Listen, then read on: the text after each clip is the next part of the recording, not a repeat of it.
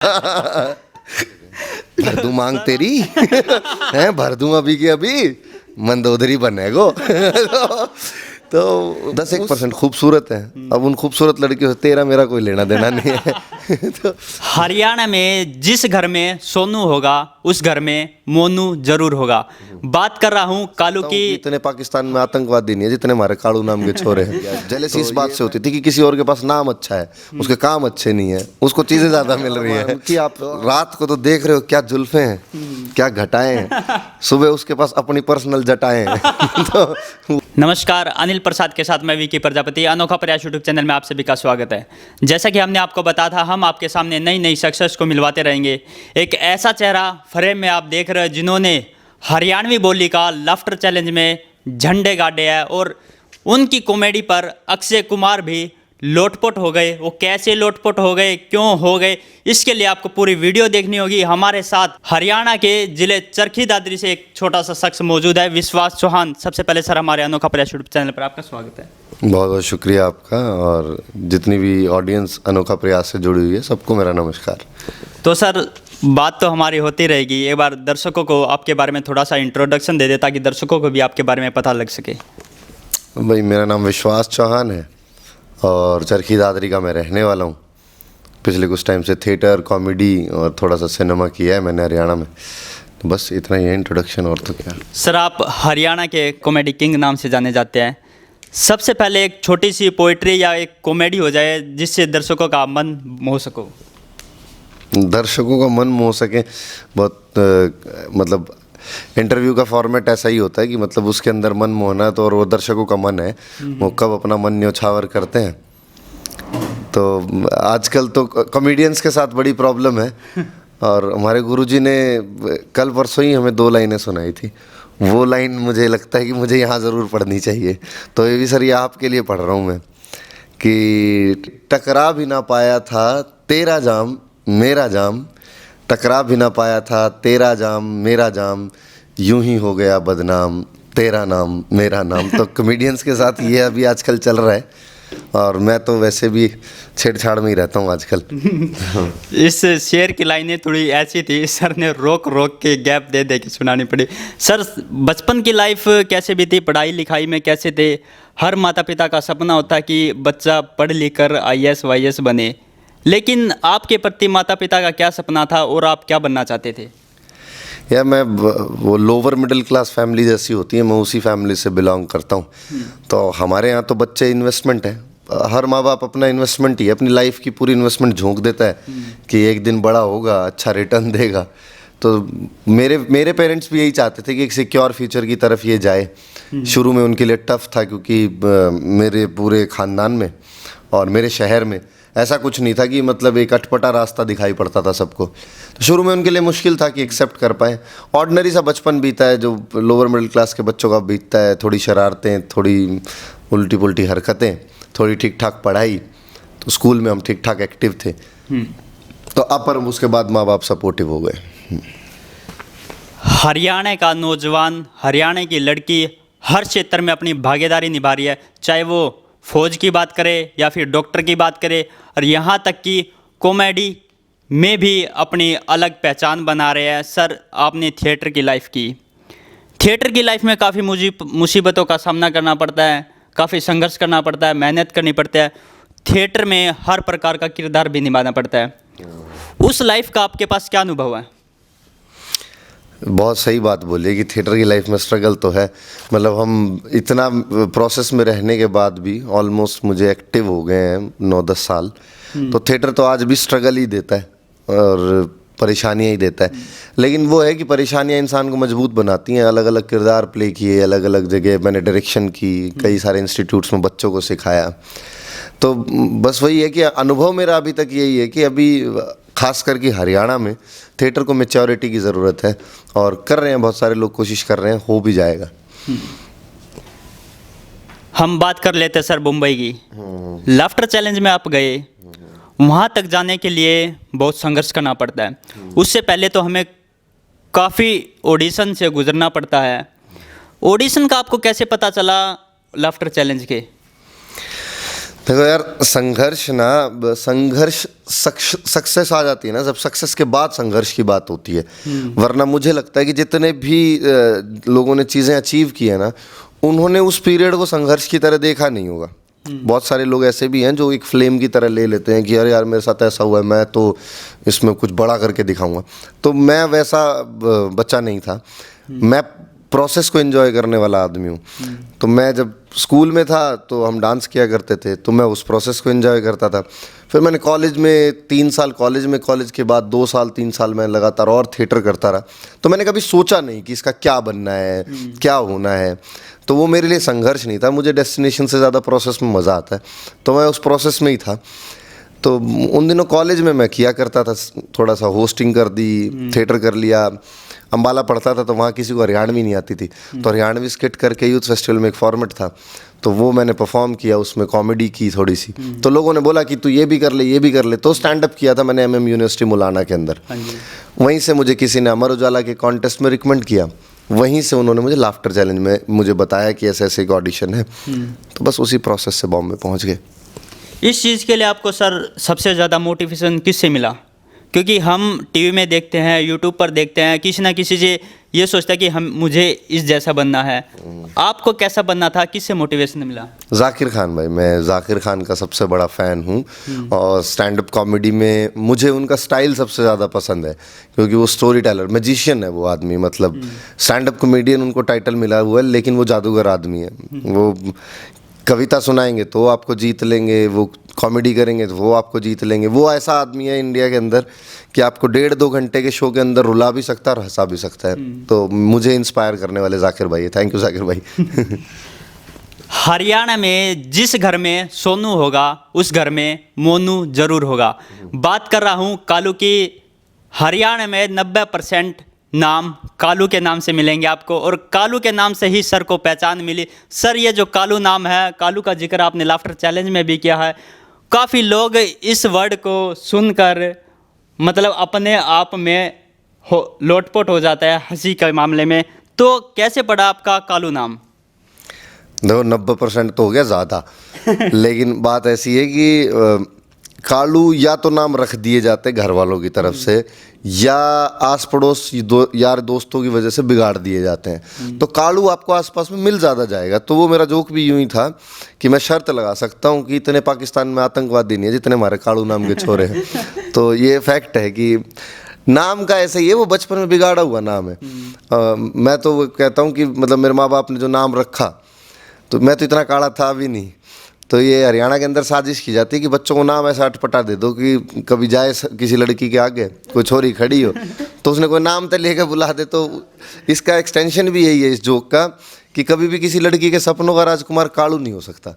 कोई लड़की टैटू नहीं कराएगी आई लव यू कालू। तो इट्स ए स्ट्रगल जितने भी लोग हैं पर कालू नाम के लोग दिल के साफ होते हैं। ये मेरा पर्सनल एक्सपीरियंस है। तो सर, आप मतलब कालू नाम पड़ा, इससे कुछ मतलब अंदर से जेलसी होती थी अगर कोई सामने वाला आपको कालू बोलता था तो? यार, जेलसी इस बात से नहीं होती थी, जेलसी नाम से नहीं कि अपने को ये नाम मिल गया। जेलसी इस बात से होती थी कि किसी और के पास नाम अच्छा है, उसके काम अच्छे नहीं है, उसको चीज़ें ज़्यादा मिल रही है। तो हम लोगों को तो जेलसी तो आपको उस चीज़ से होगी ना जो आपको मिल नहीं रही। नाम तो मिल ही गया था, इस नाम का फ़ायदा होना चाहिए था, पर वो एट द एंड ऑफ मतलब उस फेज़ में तो वो मुझे कालू नाम से फ़ायदा मिल गया। तो अब हैं लड़कियां जिनके सपनों का राजकुमार कालू भी। तो सर, आप सबसे ज़्यादा लड़कियों पर पंच मारते हैं, इनको इम्प्रेस करते हैं आपकी कॉमेडी के द्वारा, पोइट्री के द्वारा।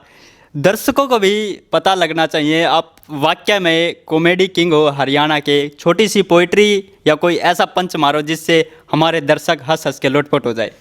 यार, एक तो ये बड़ा कंट्रोवर्शियल स्टेटमेंट है कि लड़कियों पे पंच मारता हूँ। नहीं, बिल्कुल भी नहीं मारता हूँ मैं लड़कियों पे पंच। कॉमेडी का ऐसा है कि कॉमेडी ना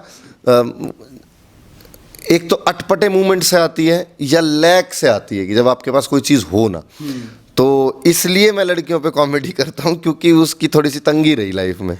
तो मैं मेरे एक जोक के अंदर बोलता भी हूँ कि क्या रीज़न है कि क्यों हम बात करते हैं हरियाणवी होने के बाद मैं क्यों लड़कियों के ऊपर बात करता हूँ। तो मैंने बॉम्बे भी यही बोला था कि मतलब हमारे साथ प्रॉब्लम ये है, हम लड़के भी अच्छा खासे दिखते हैं। हरियाणा, मैं नॉर्थ इंडिया के अंदर बोलता हूँ, हमारे हरियाणा के लड़के एक नंबर के हट्टे कट्टे, बढ़िया बॉडी वॉडी बना के और गुड लुकिंग एक नंबर के। लेकिन प्रॉब्लम थोड़ी सी, हमारा मुंह खुलते ही थोड़ी दिक्कत आ जाती है एक तो। दूसरी दिक्कत ये है कि हमारे यहाँ भाई 40% लड़कियां तो बॉक्सिंग कर रही हैं, 40% रेसलर हैं, 10-1% खूबसूरत है। अब उन खूबसूरत लड़कियों से तेरा मेरा कोई लेना देना नहीं है। तो 10-1% बच गई तो अब वहाँ हमारी भी सेल्फ रिस्पेक्ट आ जाती है। और ऊपर से हमारी किस्मत इतनी ख़राब है, और ऊपर से नाम भी कालू, ऊपर से नाम कालू। किस्मत ऐसी है कि मतलब हमारी शिद्दत में कोई कमी नहीं है। हरियाणा का आदमी तो यार, जो आदमी जिस इंसान की ड्यूटी लगी हुई है बॉर्डर के ऊपर दूसरों को रोकने की, गोली चलाने की, गोली खाने की, तो ये काम कर नहीं सकता। इस काम में किस्मत यूज़ होती है। जब आप किसी भी प्रेम संबंध में जाते हैं ना, तो हरियाणा के आदमी किस्मत कमज़ोर है। मैं मेरी बताता हूँ, मेरी इतनी कमज़ोर है कि मैं सारी रात जगराते में जिस छोरी वाला लाइन मारूँ ना, तड़के 4 बजे उसमें माता आ जाए। तो ऐसे वाला मार कि आप रात को तो देख रहे हो क्या जुल्फे हैं, क्या घटाएं हैं, सुबह उसके पास अपनी पर्सनल जटाएं हैं। तो वही हिल रही होती है ऐसे। तो ये वाला मामला है। सभी प्रकार की कॉमेडी करने के लिए, पोइट्री करने के लिए सबसे ज़्यादा कहते हैं ना, एक लाइफ का मोमेंट होता है। आपकी लाइफ का मोमेंट कौन सा रहा? आपके अंदर कभी दुख आया है? यार दुख तो सबके पास ही आता है। दुख ऐसी चीज़ थोड़ी ना, दुख किसी को बाईपास नहीं करता। बस सुख और दुख वो तो एक ट्रैवल है, वो जर्नी की तौर पे मिला है। हाँ बिल्कुल, लाइफ में कई सारे अप एंड डाउन मिले हैं और वो आपको सिखा के भी जाते हैं। आपको आपकी ऊंचाइयाँ भी सिखाती हैं, आपको आपकी गहराइयाँ भी सिखाती हैं। तो वो तो चलता ही रहा, मतलब ऐसा कुछ नहीं है कि हाँ।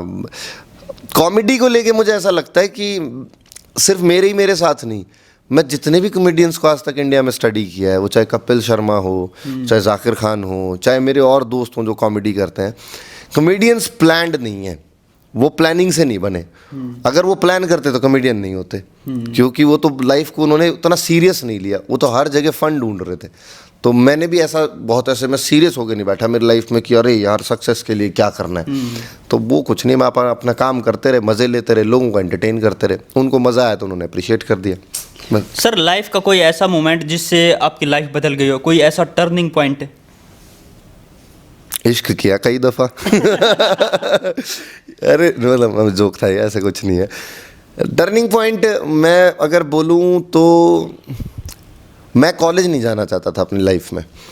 और मेरे पापा ने भी, मेरी मम्मी ने भी पूछा मेरे से कि क्या करना है कॉलेज वॉलेज का। तो मेरे साथ क्या हुआ था कि बचपन में ना हमारे यहाँ पे, जो मेरे शहर में कॉलेज है, तो वहाँ पे एक बहुत बड़ी लड़ाई हुई थी। तो कई सारे गुट आपस में लड़ पड़े और मेरे घर के पीछे एक फैक्ट्री है जिसको CCI फैक्ट्री बोलते हैं, सीमेंट फैक्ट्री जो एक है हरियाणा के अंदर, वो बंद हो गई है। तो उसके अंदर करीब हज़ारों लड़के थे, डंडे बांस ये सब लेके। तो मेरे दिमाग पे ये इम्पैक्ट था कि कॉलेज जाएंगे ना तो अपनी लड़ाई हो जाएगी और आप खामखा किसी चक्कर में पड़ जाएंगे, और ये माँ बाप के सपने इतने सारे हैं। तो आप एक काम करते हैं, सेफ एंड सिक्योर फ्यूचर देखते हैं, 12th हो गई है, एयरफोर्स में लग जाएंगे या कोई NDA कर लेंगे। तो मेरा एक दोस्त है निकम्मा, वो बोला कि तेरे को कॉलेज पढ़ना नहीं है, चल तू मेरा एडमिशन कराने चल। तो वो मेरे को DU में ले गया, और DU का कैंपस बहुत सुंदर है और कैंपस में लोग बहुत सुंदर हैं। समझ रहे हो ना लोग किन की बात कर रहा हूँ।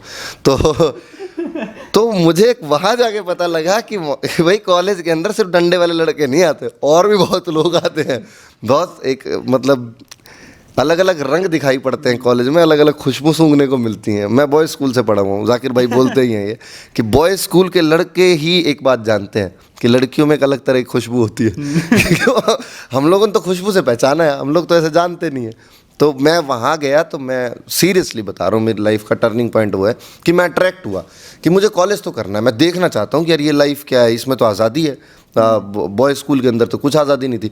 मेरे को याद है हमारे एक टीचर थे विनोद मलिक सर, तो हम लोगों को बड़ा शौक़ था, बीच की मांग चली थी, तो हम ऐसे पफ बना के बीच की मांग करके जाते थे और बैग में कॉम्ब रखते थे, क्योंकि विनोद सर की जब बेल आनी तो हमने वो मांग साइड की कर लेनी, वरना वो क्लास में लाल पेन लेके घूमते थे, यूपी से थे।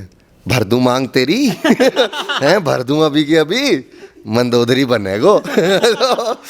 तो उस माहौल से निकल के कॉलेज जाना तो मेरे लिए होता। फिर वहीं से मुझे थिएटर में इंट्रोड्यूस हुआ। थिएटर से स्कूल में डांस कर रहे थे, थिएटर देख रहे थे, लेकिन कर नहीं रहा था मैं। डांस भी मैंने लास्ट ईयर में ही किया था। लेकिन हाँ, कॉलेज में जाके फिर थिएटर से इंट्रोड्यूस होना, थिएटर के बाद कॉमेडी से इंट्रोड्यूस होना, फिर सिनेमा से इंट्रोड्यूस होना, तो ये साइकिल वो कॉलेज ही है वो स्टेप। सर, लाफ्टर चैलेंज में आप गए। लाफ्टर चैलेंज से आपको कितना कुछ सीखने को मिला लाइफ में? यार बहुत कुछ सीखने को मिला। मतलब हमने तो होश संभाला, उससे पहले से वो आदमी सुपरस्टार है, अक्षय कुमार, और आप एक मंच पर उसके साथ बैठते हो तो उसका प्रोफेशनलिज्म सीखते हो, और उनको तो सबसे ज़्यादा प्रोफेशनल बताया जाता है। मैं उससे पहले कॉमेडी कर रहा था, लेकिन मुझे लिखनी नहीं आती थी, तो वो मैंने वहाँ सीखा। इतने बड़े सेटअप पे काम कैसे करना है वो मैंने वहाँ सीखा। और मैं जब शुरू में गया था ना, 1 महीना बड़ा डर लगता था सबसे बात करने में, क्योंकि सब इंग्लिश में, हाई फाई, इधर उधर। अगर आप मेरा लाफ्टर चैलेंज का ग्राफ भी देखोगे ना, तो जैसा विश्वास गया था तो 2-3 एक्ट में सबको पसंद आया। फिर मेरे 2-3 एक्ट बहुत गंदे हुए। तो हुआ क्या कि मुझे ऐसा लगने लगा कि यार ये तो बहुत इंटेलिजेंट है, ये तो बहुत सोचते हैं, इन्होंने तो बहुत पढ़ाई की है, इसकी तो इंग्लिश भी अच्छी है, ये दिखता भी अच्छा है। तो यार अपने अंदर तो दिक्कत है, इनके जैसा बनना है। और मैं 2-3 एक्ट में उनके जैसा बनने की कोशिश की और मेरे एक्ट ख़राब हो गए।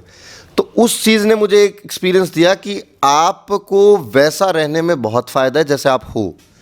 आप जैसे ही बनने की कोशिश करोगे तो आपको पता नहीं आपके साथ क्या हो जाएगा। हो सकता है कि आप कामयाब हो जाएं, हो सकता है कि आपके पास बहुत बड़ी चीज़ आ जाए कोई भी, लेकिन दोस्त संभाल नहीं पाओगे, क्योंकि आप वैसे हो ही नहीं। आप जैसे हो वैसी चीज़ें संभाल पाओगे। बिल्कुल। तो बहुत कुछ सीखने को मिला यार वहाँ से। तो सर, लाफ्टर चैलेंज में आप गए, कॉमेडी के दौरान आपने लोगों का मन मोहा। वहाँ का खान पान, वहाँ की व्यवस्था, वहाँ के लोगों के साथ आपकी बॉन्डिंग कैसी थी? यार मेरी किस्मत बहुत अच्छी थी, कि वरना मैं शायद ना लो कॉन्फिडेंस में मर भी जाता। मैं जिस दिन पहले दिन वहाँ पहुँचा था, जब टॉप 50 के अंदर हम सेलेक्ट होके गए थे, तो 3 रूममेट मिले, 3 रूममेट थे हम। तो मैं जैसे पहुँचा, मुझसे पहले जो पहुँचे हुए थे वो इंदौरी थे, यूपी के रहने वाले। तो सबसे पहले ही अपने जैसा आदमी दिखाई पड़ गया। तो हम लोग थोड़ा सा एक दूसरे में मिक्सअप हुए।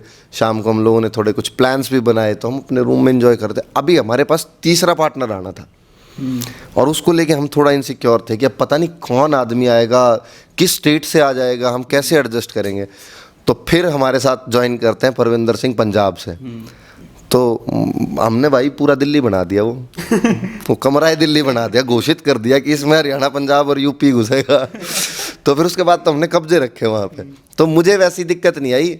और परविंदर वो फॉरेन कंट्री जाके आए हुए थे, ऐसा कुछ उन्होंने, उनके काफ़ी सारे एक्सपीरियंस थे, वो बहुत मैच्योर भी थे और वो बहुत देसी भी थे।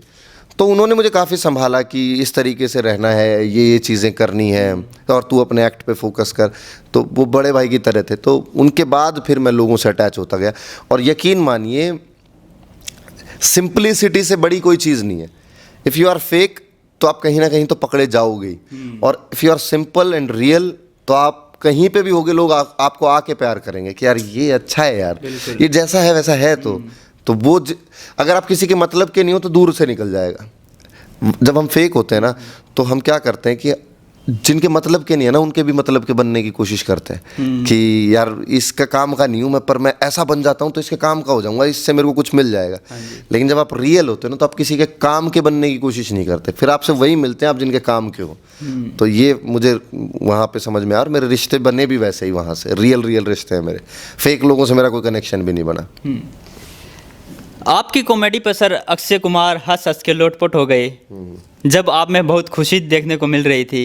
काफ़ी करीबी भी आपके, उनका नेचर कैसा है? मैं आपसे ये तो नहीं पूछूंगा कि आप आम चूस कर खाते हो या काट कर। क्या एक्सपीरियंस था उनके साथ आपका? भाई हमारे साथ आम नहीं खाए, पहली बात तो ये। मैं भाई पॉलिटिकल स्टेटमेंट्स देने को तो आप किसी पे भी दे सकते हो, और यहाँ पे अक्षय कुमार पे स्टेटमेंट देने से हो सकता है कि आप एक वो बना लें कि विश्वास ने अक्षय के बारे में ये कहा। तो उनका ओहदा बहुत बड़ा है, और मैं क्या बोलूँगा, उन्होंने अपनी लाइफ में इतनी सारी चीज़ें देखी हैं, और हम किसी लाइफ के एक मूवमेंट के ऊपर आके उनके ऊपर सटायर या कमेंट करने लगे तो दैट्स रॉन्ग, क्योंकि उन्होंने सोशल वर्क भी बहुत किया है, इंडियन आर्मी के जवानों के लिए भी बहुत कुछ किया है। तो उनके बारे में अच्छी बात कर लेते हैं जो पॉलिटिकल नहीं है। He is very professional. आपने अगर उनको पैसे दिए हैं, आपने उनको अगर हायर किया है, तो वहाँ पे ना आपके सेट पे अक्षय कुमार आता है, सुपरस्टार अक्षय कुमार नहीं आता। वो ये उन्होंने हमें सिखाया कि ये तुम्हारा जॉब है, आपको अपना काम करना। आप उनके इंटरव्यूज़ भी देखोगे, वो यही बोलते हैं कि अगर आप प्रोड्यूसर का नुकसान कर रहे हैं ना, तो आप कितने भी बेहतरीन एक्टर हो, आप कामयाब नहीं हो सकते। हाँ जी। और अगर आप प्रोड्यूसर के लिए किफ़ायती हो, तो आप थोड़े एक्टर कम भी हो तो चल जाएगा। तो ये हर फील्ड में आपको थोड़ा सा तो अपने क्राफ्ट को मजबूत करते रहना है, और ये देखना है कि आप पे कोई इन्वेस्ट कर रहा है तो आप उसके लिए फ़ायदेमंद साबित हो, उसके लिए नुकसान ना बन के खड़े हो। तो ये ऐसा आदमी हूँ। तो पोइट्री के लिए बोला, मैं बहुत ज़्यादा पोइट्री करता नहीं हूँ, मुझे फॉर्मेट का पता नहीं है, मैं सिर्फ अपने विचार बताता हूँ, और वो भी व्यक्तिगत है, पर्सनल लाइफ से इंस्पायर्ड है। अगर कोई रिलेट कर पाता है तो बहुत अच्छी बात है। तो आजकल जैसा दौर चल रहा है मेरे आसपास, तो मैंने उस पर एक ये चीज़ लिखी है कि मैं एक बनती इमारत सा हूँ। जब कोई बिल्डिंग बन रही होती है ना, तो उससे बहुत लोग अटैच होते हैं, एक मज़दूर भी, हाँ जी, एक ऑनर भी, अड़ोसी पड़ोसी भी, और उसकी फैमिली वाले भी जो बना रहे हैं उसके। तो बहुत सारे लोग एक बिल्डिंग से अटैच होते हैं, कोई भी बिल्डिंग बनती है तो। कि मैं एक बनती इमारत सा हूँ जहाँ बहुत लोगों के ख्वाब एक जगह होते हैं। मैं होने वाला घर हूँ, मैं होता हुआ दफ्तर हूँ, मैं क्या हूँ और ना जाने कैसा हो जाऊँगा। मैं एक बनती इमारत सा हूँ। कुछ का इमारत बनते रहने में फ़ायदा है, कुछ का इमारत बनते रहने में फ़ायदा है मेरे अपने, जो मेरे बनने से बन रहे हैं। मतलब जब भी इमारत बन रही होती है तो जब मान लो कोई घर बना रहा है तो उसके साथ जुड़े हुए लोगों को फ़ायदा होता है। तो वो वेट करते हैं कि पापा कब घर बना देंगे, भैया कब घर बना देंगे, तो हम उस घर में शिफ्ट करेंगे। तो ऐसे ही जब आप डेवलप हो रहे हो तो आपकी ग्रोथ हो रही होती है, तो आपके साथ कुछ लोग जुड़े होते हैं। तो कुछ का इमारत बनते रहने में फ़ायदा है मेरे अपने, जो मेरे बनने से बन रहे हैं। कुछ को पूरा हो जाने से दिक्कत है। ऐसे भी लोग हैं जिनको आपकी ग्रोथ से प्रॉब्लम होती है। कुछ को पूरा हो जाने से दिक्कत है, हाँ, उनका मकान बिल्कुल हमारे सामने जो है तो पड़ोसी का फील होता है ना कि यार इसने तो सुंदर बना दिया।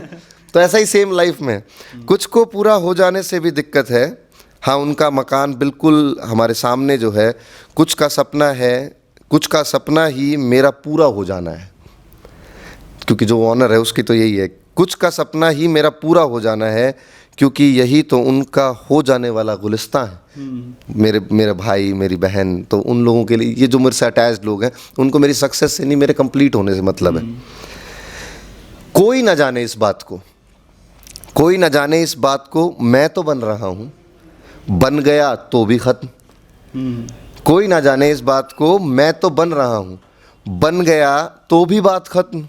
जो रह गया फिर तो है हूँ ही ख़त्म। मतलब आप कंप्लीट होने के बाद तो आपका चैप्टर ही ख़त्म हो जाता है। हाँ जी। तो कोई ना जाने इस बात को, मैं तो बन रहा हूँ, बन गया तो भी बात ख़त्म। जो रह गया फिर तो हूँ ही ख़त्म।